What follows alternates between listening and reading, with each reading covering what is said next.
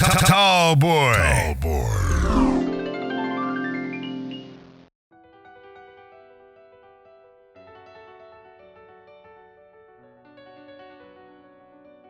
What's going on, everybody? This is George Tandy Jr., and you're about to find out the real me on the Tallboy Experience.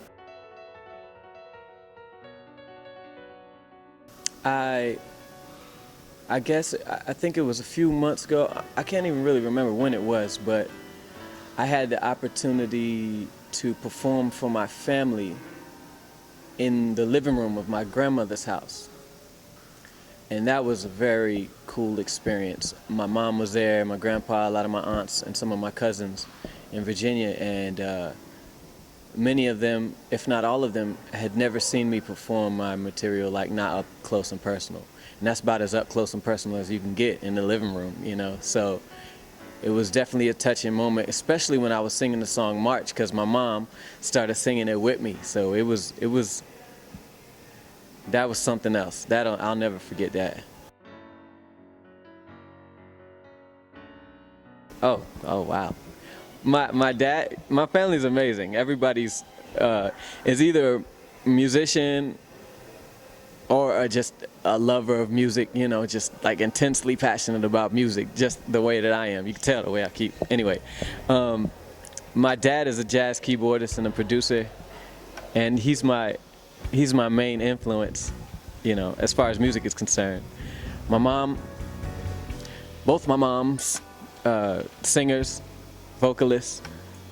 My sister's an artist. My brother's a producer. My other brother played an instrument. Everybody just, you know, everybody just loves music in my family. And we lived in one of those households where, like, if we had a guest, they would move the coffee table and be like, hey, sing that song you just learned yesterday or this morning, or do that dance you just learned. Do it right now. It was like talent shows, like Tandy Night at the Apollo. Anyway, I would definitely take my family on tour with me, you know. I would love to have my dad playing, you know, with me on occasion, maybe not the whole time, just because I like him being on the side guiding me, you know. But that would be great. I think one day, you know, my sister's probably gonna take me on tour with her. She's amazing. So we'll see what happens. My father and my mother divorced when I was young, so I grew up in Virginia, and my dad was living in Miami. And all I really knew about him was that he played keyboard, or that he did music. And I really wanted to know who he was. I really wanted that connection like any son would with their father. So since I obviously couldn't get myself to Florida at that age, I got myself to his music, you know. I had access to his music. So I would listen to his music and I would memorize it, you know. And I would just be in it, zoned out, and I would pretend like I was playing the keyboard on a carpet step or something like that. Like, yeah, if I had a keyboard, I'd be playing it like this, you know? And my mindset at the time was like, if my dad is anything like the music that I'm hearing or feeling, then I love my dad. And then if I can create music that makes me feel like this is making me feel, then I'm gonna be able to get closer to my dad. And that's actually what happened, you know, long story short.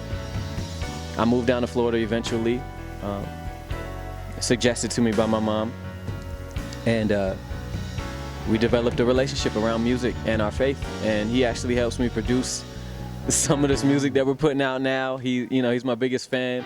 He's always like, my man, like, oh, he just got into social media, so he'll leave comments everywhere like, my man, you know, yeah, do that, let him know, that sort of thing. So I love him.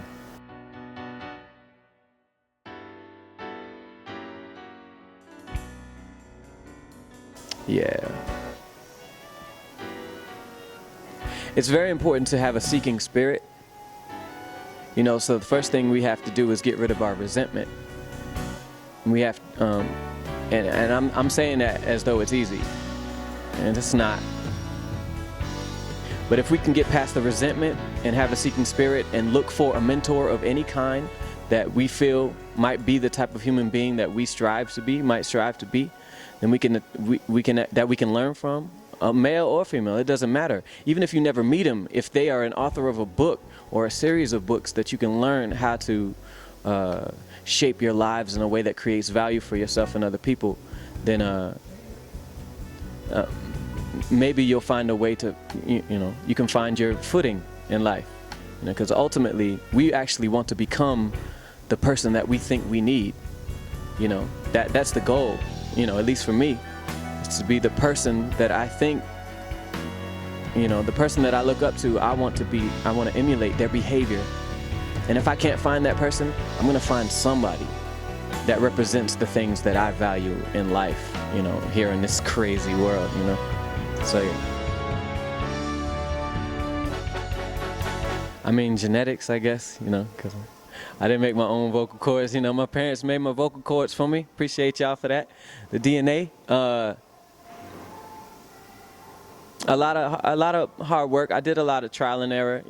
There was a moment in time, obviously for everybody, when we're trying to emulate other people. I swore I was Boyz II Men. I swore I was the lost member of Boyz II Men, or Drew Hill, or something like that. I swore I was supposed to be in Silk or something like that, or Brian McKnight's step cousin. Something like I was trying, and then eventually I was encouraged to focus on my tone rather than the acrobatics of singing. And once I was able to really focus on my tone and finding what my voice actually is, then rather than worrying about whether I sounded good enough or sounded like other people, I could get to the writing. And once I got to the writing, I could reveal some of the things that were heavy on my heart. So I have my tone, which I feel like is pleasing to the ear. And then I have my writing, which I feel like is authentic to me. So that combination of things apparently is resonating with people, and I'm grateful for that.